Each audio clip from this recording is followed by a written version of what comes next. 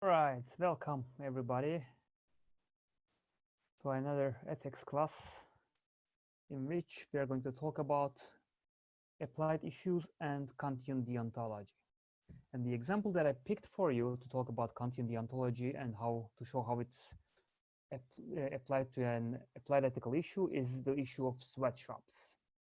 Not everybody is familiar with this concept, with this word, so I'm just going to explain it shortly and then go into the details of how this issue is analyzed using the Kantian deontology, Kantian moral philosophy. So sweatshops in general are workplaces where usually a relatively large number of people work under morally objectionable working conditions. And as you can see in the picture, when we talk about sweatshops, we usually mean um, places like this one, like a messy textile facility in one of the Asian countries, in one of the less developed countries in East Asia, in which uh, conditions are less than ideal. The ventilation might be compromised. There might be child workers. Workers are working for long hours. They are not paid enough. They are paid very little for their subsistence, and the conditions are much less than ideal. So this is in general what a sweatshop would look like. But it can also look like this one. These facilities are usually known to provide unhealthy conditions for workers who work for long hours and are paid very little in return. But a sweatshop might also look more tidy than the previous one. So in the previous picture, you saw a sweatshop that didn't look very tidy. It was a messy textile factory where workers didn't have enough space in between each other, and they were working under non-ideal conditions, but the conditions might look much better, like in this picture. But still, workers might be working in a sweatshop, in what you might want to call a sweatshop, because the work hours might be long, or the way they are treated might be adverse in a way to call these facilities sweatshops. So in order to understand that, we need a definition. And also in this picture, you see you see a much smaller textile workshop, and there might be like 6 or 7 or 8 people are employed in this place. It might be one of the subcontractors of these sweatshops actually, and you might still want to call this sweatshop depending on the conditions these workers are working and the way they are treated. So let's look at this definition. This is, and I'm repeating, this is not the only definition that we might accept as a good definition of sweatshops, but at least this is a working definition. So we might want to pay attention to what this definition is saying. This is one of the good definitions in the literature given by Arnold and Bowie in one of their famous articles.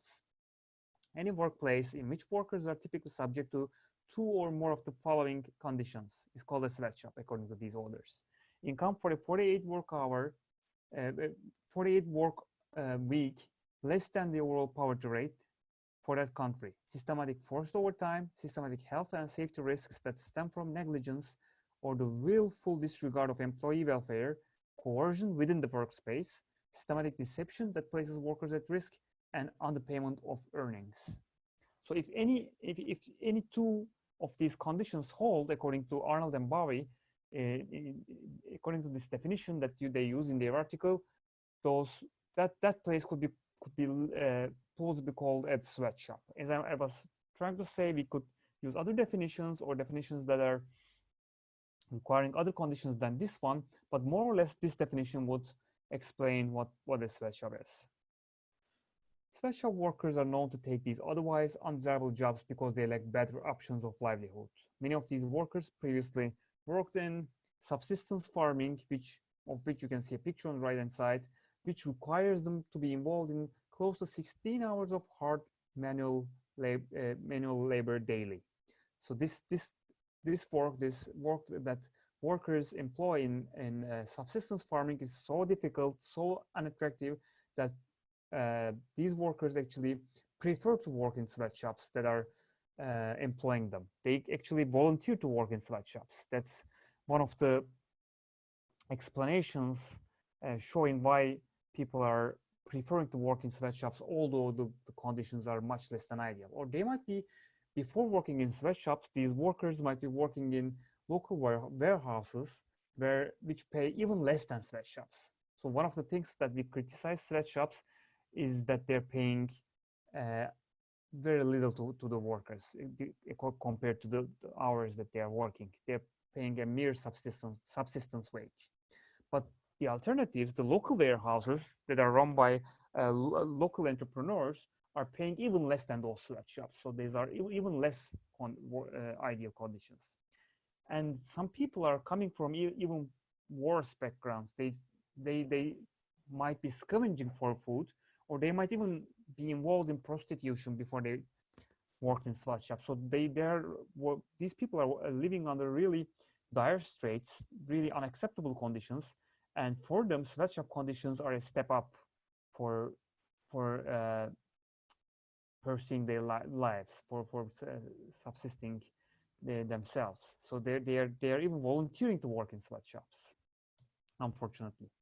So workers cannot benefit from the protection of law either when it comes to the conditions of sweatshops. Adverse working conditions are tolerated or ignored by corrupt governments of these countries where sweatshops are running. And some countries do not even have the minimum wage laws for sweatshops. So in the previous slides, I was just trying to show you that sweatshops are employing workers under much less than ideal conditions.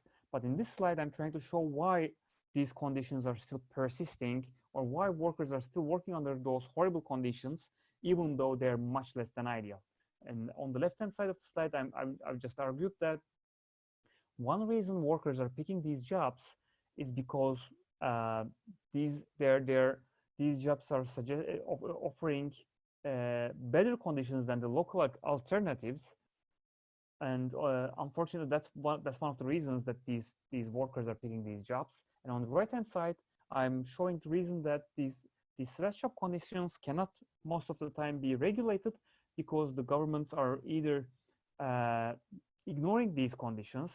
It's better for the governments to ignore these conditions, or they're just these governments sometimes do not even have the necessary laws to protect the workers.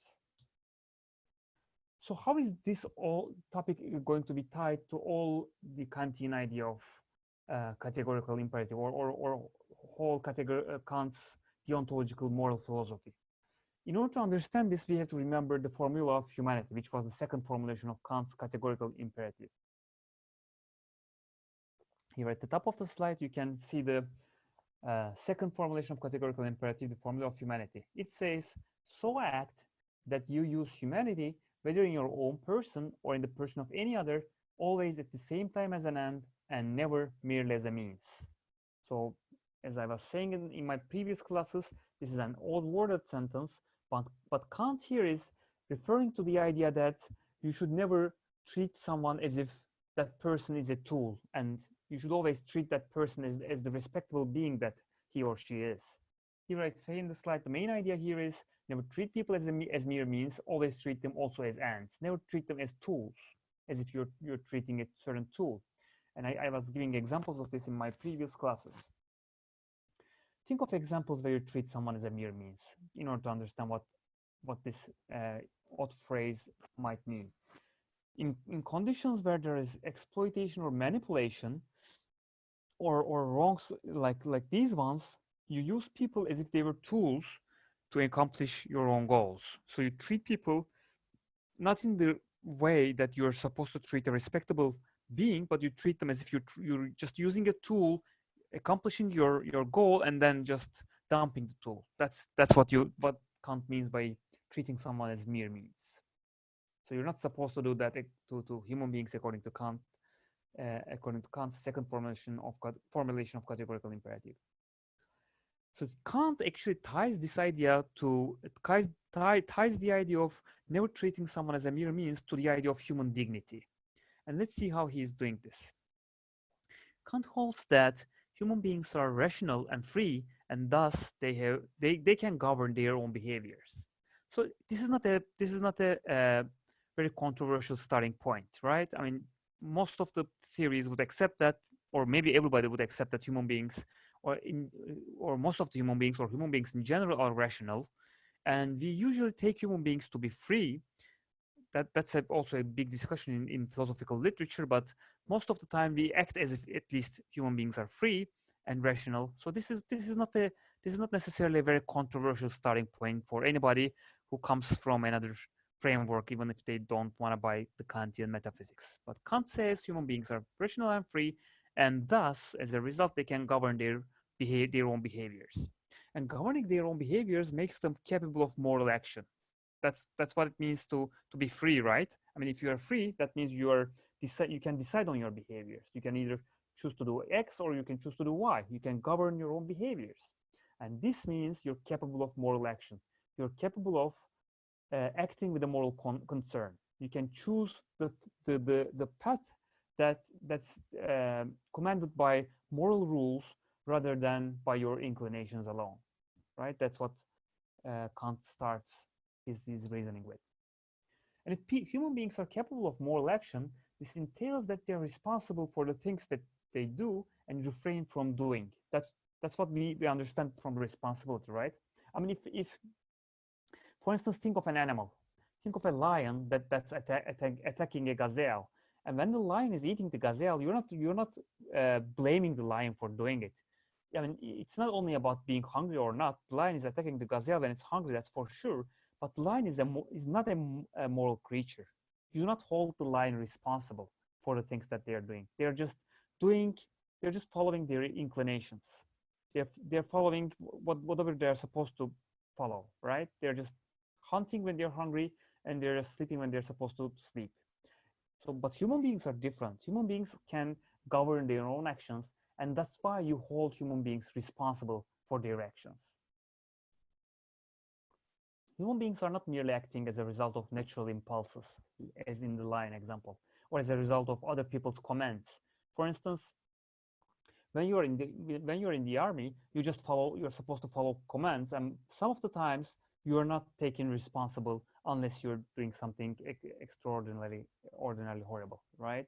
So most of the time you're just following commands, and when you're following the commands, at least some of the burden of some of the responsibility falls onto the people who are giving you commands. But other than that, human beings are choosing what they're supposed to do. They're making choices, and they're not following. At least they have the capacity of not following only their impulses. They give themselves their own rules. That's what human beings are doing, and hence, according to Kant, they're autonomous. This is the concept that explains the situation that human beings are capable of give themselves their own rules. And actually, the word autonomous comes from ancient Greek, and it's a combination of words auto, which means self, and nomos. And nomos means a rule, a law. So it's a self-rule, it's a self-law. Human beings are capable of being autonomous, which means they can give themselves rules. They have this capacity. So this is why human beings have dignity, according to Kant, because they can give themselves rules, because they should be held responsible for their actions. They have dignity, right? Anyone who is capable of moral behavior should comprehend that other human beings who are also capable of moral behavior have dignity. So this is the understanding of human dignity according to Kant. Human beings are rational and free, hence they can govern their behavior, and since they can govern their behavior, they are responsible of their own behaviors. And being responsible of their own behaviors means they can actually have they can actually give themselves the rules that are commanded by the categorical imperative in Kant's framework. They can give themselves the morally right rules instead of the wrong rules. They can follow the correct rules, right moral rules. So that's why human beings have dignity. And whoever is capable of doing such things also should comprehend the fact that other human beings also have dignity. And that's why you're not supposed to treat other human beings as if you're treating a tool for which you by means of which you're trying to attain a goal, right? So human beings have dignity. That's why you're not supposed to treat them as mere means. So Kant and freedom. You have to understand what Kant means when he talks about all these ideas, and he utilizes the idea of freedom within his framework. So here is one understanding of freedom, the concept of freedom. When someone is not prevented from acting in a certain way, we call them free. This is maybe the intuitive way of understanding what free means. such people are free to do X unless someone or something prevents them from doing X. And this is called negative freedom. Kant's understanding of freedom will be different than this. It will be a separate understanding of freedom. But let's first try to understand what this understanding of freedom explains us, gives us. So I mean, it's the plain understanding of, first of all, physical freedom, right? When you're chained to a wall and you cannot just leave your chains, you're not free in that physical sense. Or when you're behind the bars in a jail, when you're in a jail, you're not free to leave the jail, right? You're prevented from leaving the jail by means of the physical barrier in front of you, bars in that case. So in that sense, you're not free, and you're not negatively free in that sense. Kant uses another understanding of freedom. Kant argues that freedom is more than merely being able to do certain things. He thinks freedom consists in giving rules to oneself according to which one acts. So free actions for Kant are not those that do not face any obstacles. They are actions that are caused by certain rules, and he calls this positive freedom. So, and this is not directly intuitively true for us, right? I mean, we usually think of freedom as not having any rules imposed on us. That I'm free when I'm doing the things that I want to do. When I'm not imposed rules from outside, when I just do whatever I want to do. But Kant says freedom is not just doing whatever you want to do. It's doing whatever you give yourself as a rule and follow that rule. That only then you're free. And Kant calls this conception of freedom positive freedom. And remember 2 slides before, I was saying that Kant starts from the idea of human beings being rational and free, and then reaching the idea of dignity, human dignity. And the idea of freedom that he was mentioning there was this idea of positive freedom. So we have dignity when we use our positive freedom, according to Kant. Our negative freedom does not show our dignity. We could also be following our inclinations when we are negatively free. And following inclinations are not a sign of dignity. I mean, think of the lion example. When the lion is hunting a gazelle, it's just following its impulses, its natural inclinations. And human beings sometimes follow their natural inclinations as well. You do not always act upon your moral rules, or you don't always reflect upon your actions, right? So we have also our inclinations. And Kant thinks such actions, when you follow your impulses or inclinations, do not show your freedom. They're just showing that you're negatively free. You're not prevented by any person or by any physical barrier from doing whatever it is that you're doing at that moment. That has nothing to do with the concept of freedom. Freedom is apparent in your behaviors only when you're following the rules that you're giving to yourself. That's a sign of freedom, according to Kant. And only that kind of freedom could be a sign that you have dignity that human beings have. So positive freedom and dignity are connected over the idea of giving rules to oneself, as I've been explaining. These are not any random rules, though. I'm not positively free when I give myself a random rule like, if you want to gain respect, do not tell lies, or like, become an engineer. So you might remember these examples from my previous classes. In the previous classes, when I was explaining categorical imperative, I was telling that for Kant, a maxim, so these were called maxims, remember, principles.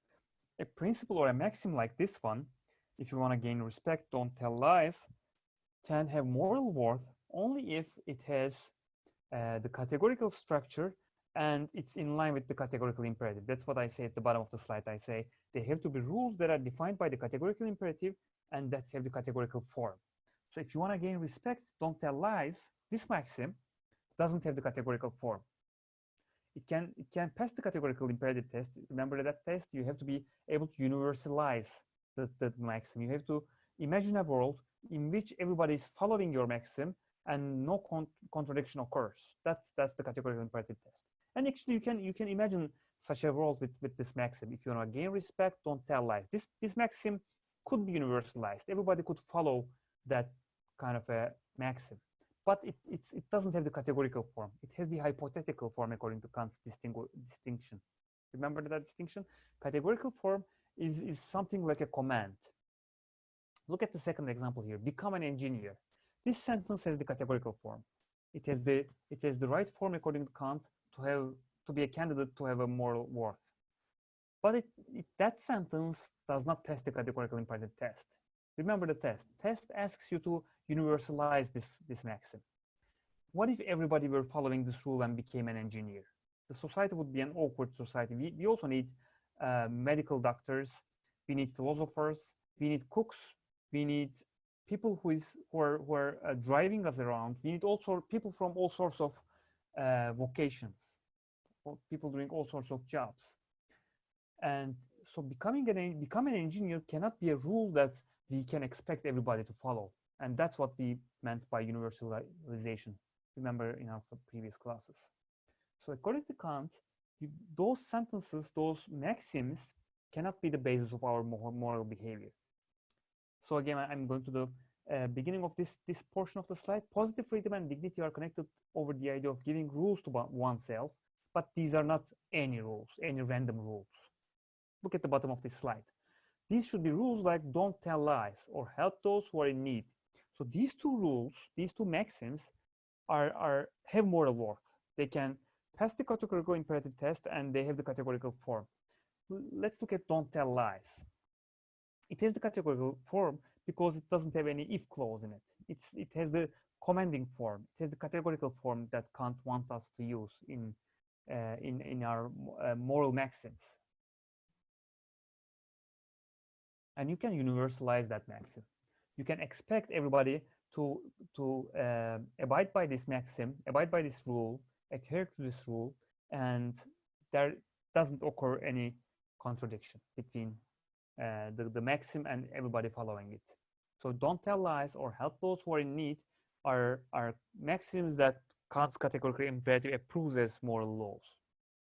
So you are positively free only when you are following such rules, not any rules. You are supposed to give yourself rules, but the rules that you're giving yourself should be rules that pass the categorical imperative test, and they should have the categorical form. Only then you're positively free, and only then you are signaling that you have human dignity. That's the idea. I mean, you have this capacity all the time, even when you are not behaving in line with moral laws, even when you're doing immoral things or you're acting in a morally wrong way, you still have the capacity to act in a morally right way, to do the morally correct thing, right? So even then you have the human dignity. Even a person who is doing the morally wrong thing most of the time, or even all the time, or even a person who is doing horrible things, terrible things, still has human dignity in them because they're capable of acting in line with moral duty. People have dignity because they are positively free when they impose such rules to themselves. And this is why Kant argues we are not supposed to treat humans as mere means, but always also ends in themselves. So let's remind ourselves the idea of treating someone as mere means.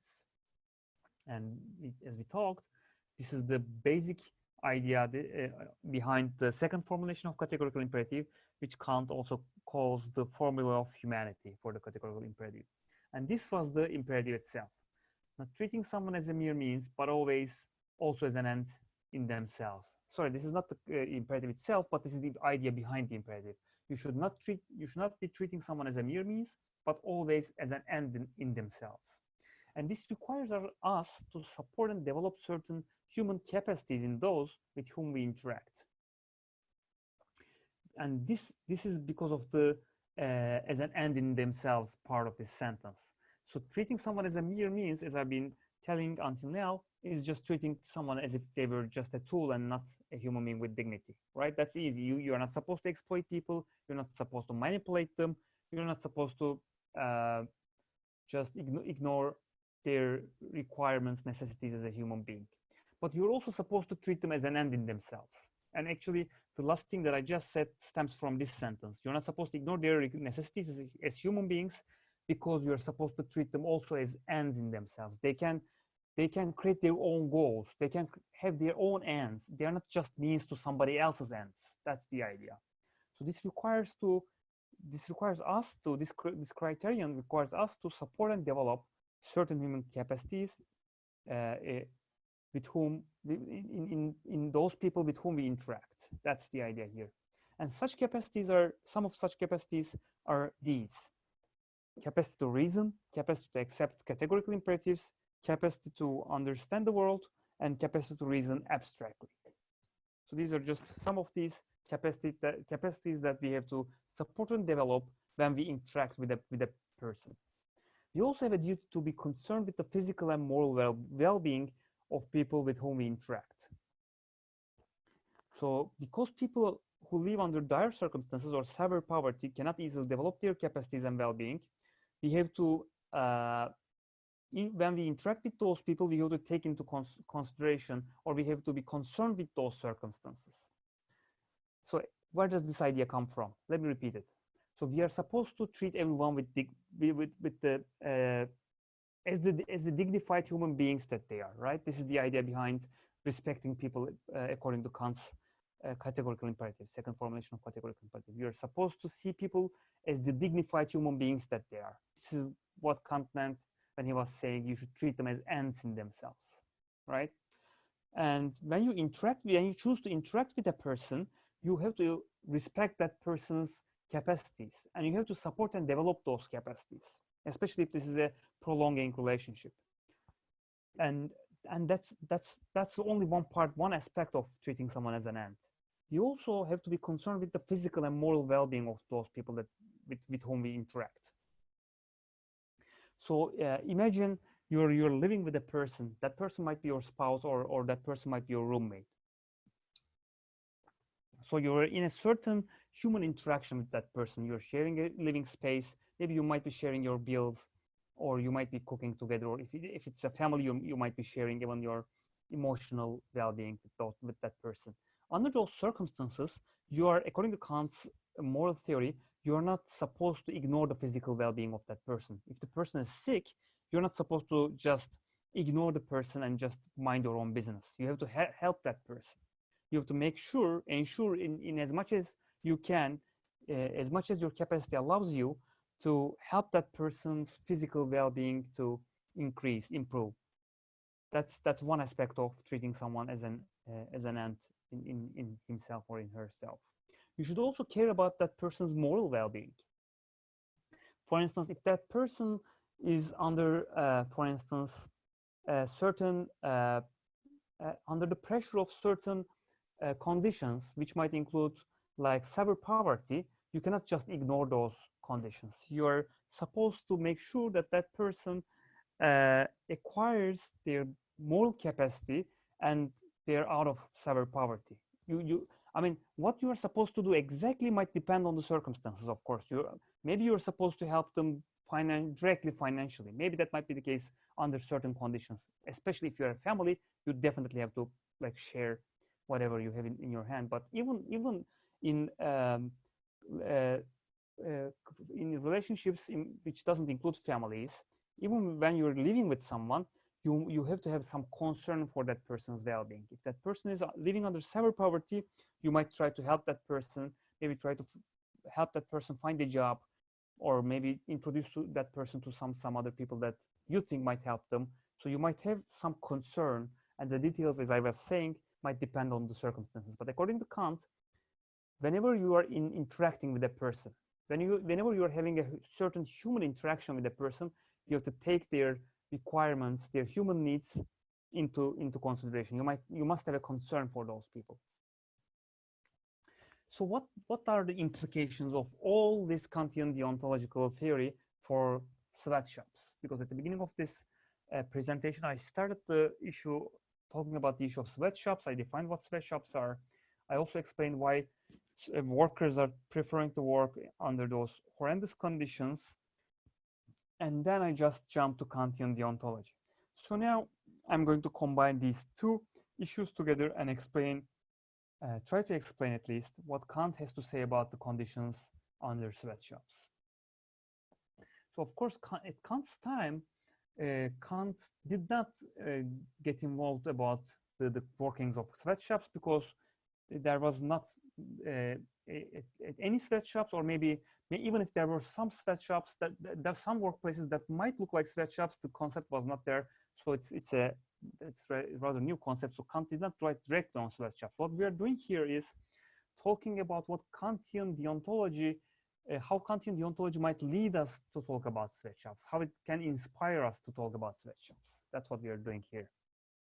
So sweatshops most of the time are not direct branches of big brand names. That's one of the ideas here. So these big brand names are run by multinational enterprises, and these multinational enterprises work with subcontractors, which are usually local production facilities that we call sweatshops. So when we are protesting these big brand names, which are run by multinational enterprises, we have to bear in mind that these places are working with subcontractors, and those subcontractors are usually running the sweatshops. That's one important thing for us.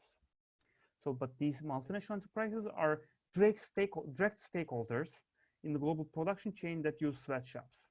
So the managers or decision makers of these sweatshops have a duty to treat sweatshop workers as ants. So although these multinational enterprises do not run these sweatshops themselves directly, they are the stakeholders in this production chain. They are asking the subcontractors to supply them with certain products, and the subcontractors are running these sweatshops, but the multinational enterprises are benefiting from this production. So they are the direct stakeholders. So they also share certain responsibility in the way these workers are treated, and they have to ensure, they have a duty to ensure that these workers are treated as ants and not merely as means. That's part of their duty according to Kantian moral philosophy. And we have to understand what this duty includes. So let's look into those details a little bit. Treating workers as ants includes increasing their positive freedom, as we have been talking in the Kantian framework. And this includes workers' capacity to impose themselves moral rules. Remember that for Kant, positive freedom is related to imposing rules to your own, imposing yourself some certain rules and following those rules. And you are not supposed to impose any kind of rules, but they have to be rules that pass the categorical imperative test. That's what Kant was saying. So treating workers and treating workers as ants and increasing their positive freedom includes increasing their capacity to impose themselves moral rules. And improving one's capacity includes certain things. So improving one's well-being is a moral duty according to Kantian deontology, and this rule again includes never treat yourself as a mere means, but also as ants. So if you're, so this was one of the implications of Kantian categorical imperative. You're not supposed to treat yourself as mere means either. You're not supposed to treat others as mere means, but you are not supposed to treat yourself as mere means either. That was part of it. I know you are supposed to treat yourself as ants. So improving your own well-being is a moral duty according to Kantian deontology. Also, taking care of one's family or of people one is responsible for is a duty that can be derived from Kantian deontology. So these together entail that increasing positive freedom of workers include increasing their capacity for imposing themselves rules that are in line with the categorical imperative. So we started with the idea that treating workers as ants includes increasing their positive freedom, and we understand after this analysis that workers' positive freedom are increased when they can take better care of themselves and their families, because only then they are applying the categorical imperative to their lives. So what are some duties of these multinational enterprises as the result of this analysis? Let's look at some concrete examples.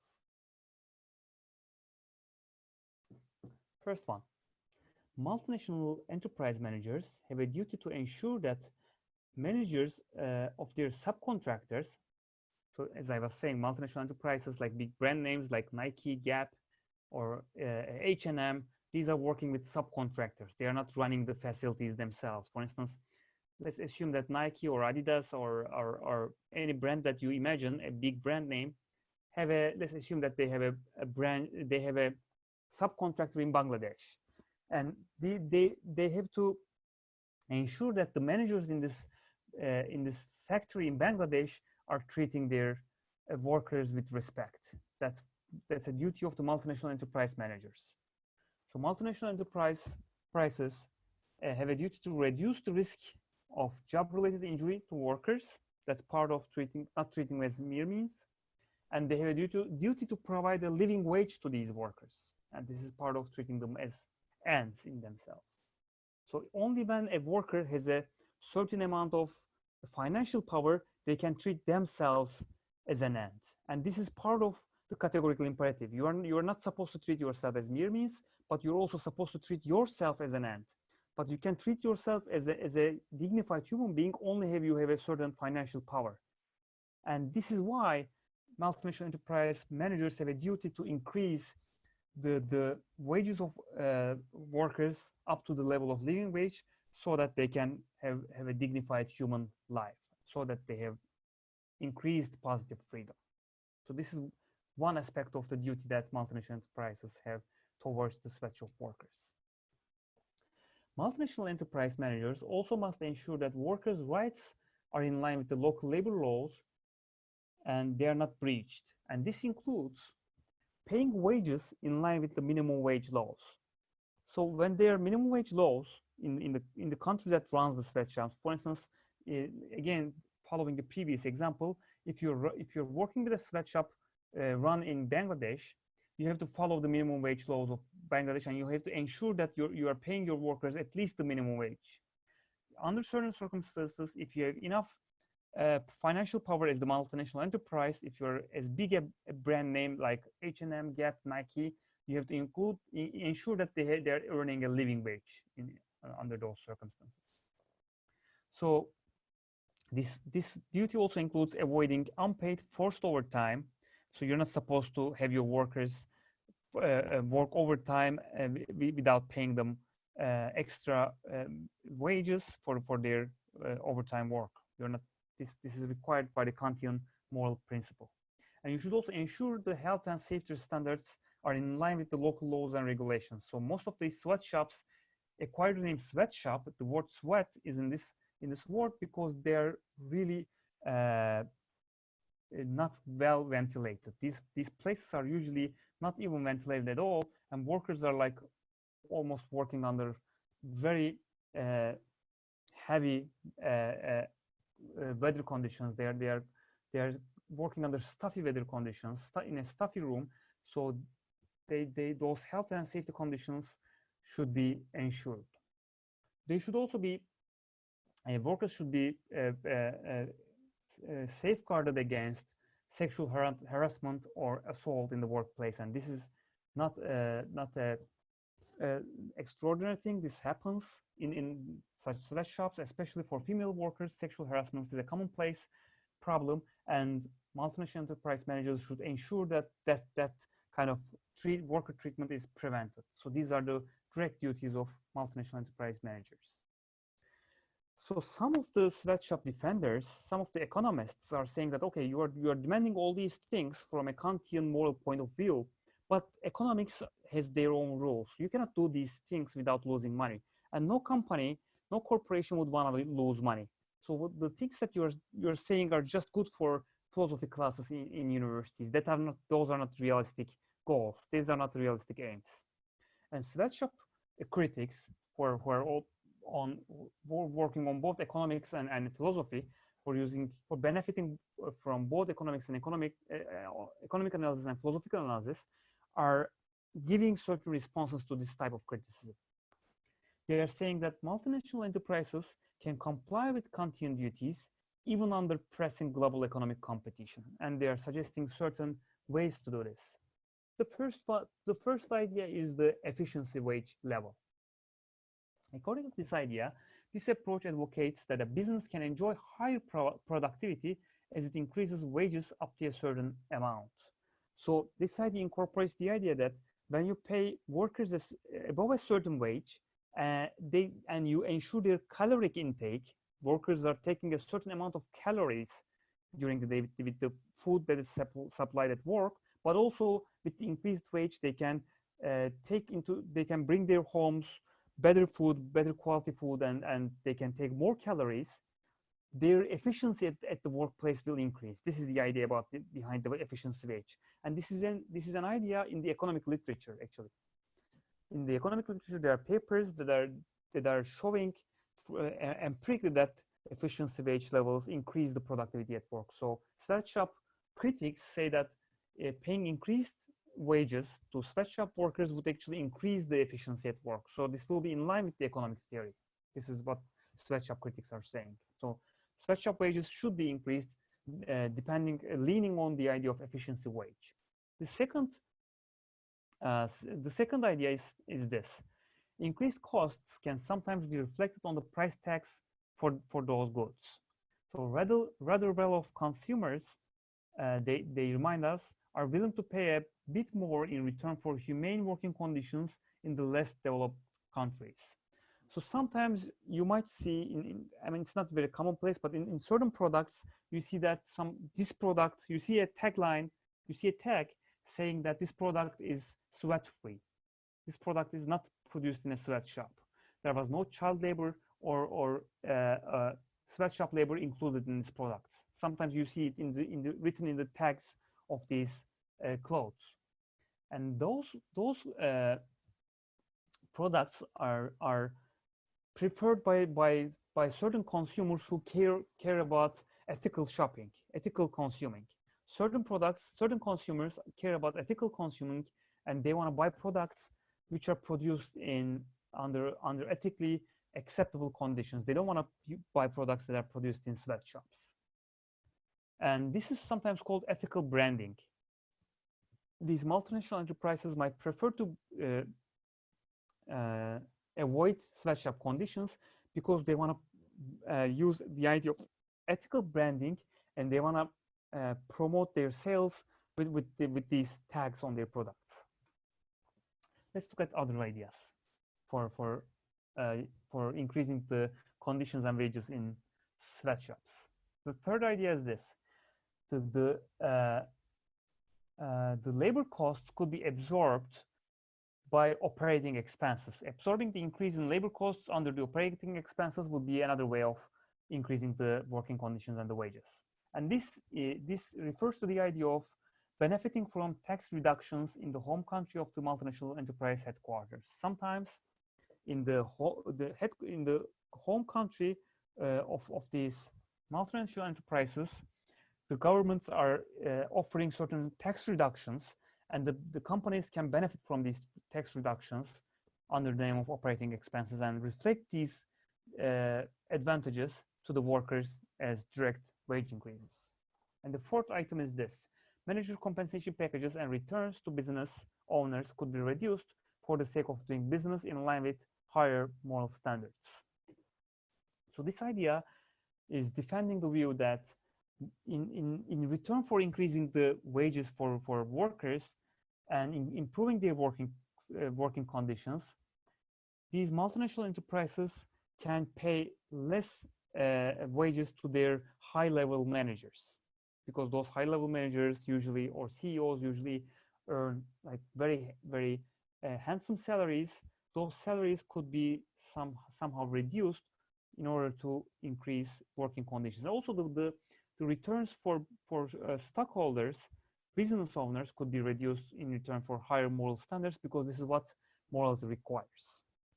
So these were the economic standards which could be applied to sweatshops even under a liberal economic theory.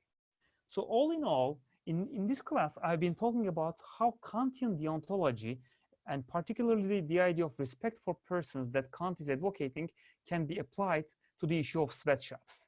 This is one example of how Kant's moral theory can be used in an applied ethical issue. And this is a very elegant way of using Kant's theory in the applied ethical issue of sweatshops. Okay, this is all that I'm going to talk about today. Thank you for your patience and listening to this video. Thanks.